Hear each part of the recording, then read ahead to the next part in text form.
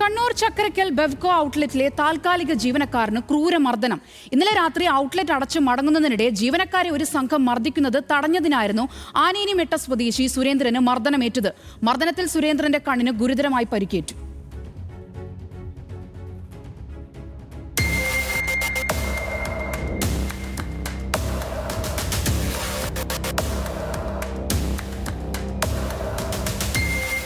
ബെവ്കോ ചക്കരക്കൽ ഔട്ട്ലെറ്റിൽ കഴിഞ്ഞ ദിവസമുണ്ടായ തർക്കമാണ് പ്രശ്നങ്ങളുടെ തുടക്കം. മദ്യം വാങ്ങാൻ ഔട്ട്ലെറ്റിലെത്തിയ ഷാജി എന്നയാൾ വരി നിൽക്കാതെ മദ്യം വാങ്ങാൻ ശ്രമിച്ചത് ജീവനക്കാർ ചോദ്യം ചെയ്തിരുന്നു. ജീവനക്കാർ ചോദ്യം ചെയ്തതിന് പിന്നാലെ വാക്കുതർക്കവുമുണ്ടായി. ബെവ്കോയ്ക്ക് സമീപം വെള്ളവും മറ്റ് സാധനങ്ങളും വിൽപ്പന നടത്തുന്നയാളാണ് ഷാജി.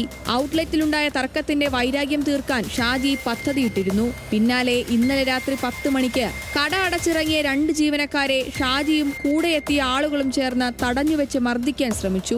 ഇത് തടയാൻ ശ്രമിച്ചപ്പോഴാണ് പ്രതികൾ സുരേന്ദ്രന് നേരെ തിരിഞ്ഞത്. മർദ്ദനത്തിൽ സുരേന്ദ്രന്റെ കണ്ണിന് ഗുരുതരമായി പരിക്കേറ്റു. അക്രമത്തിൽ നിന്ന് ഒഴിഞ്ഞൊഴിഞ്ഞു പോയതാ. ബയ്യോട്ട് നമ്മൾ 3 ആളും ബയ്യോട്ട് പോയതാ.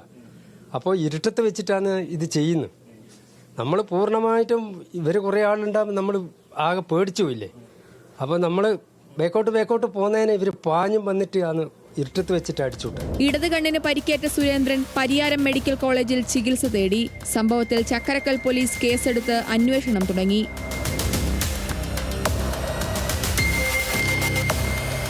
ന്യൂസ് മലയാളം, കണ്ണൂർ.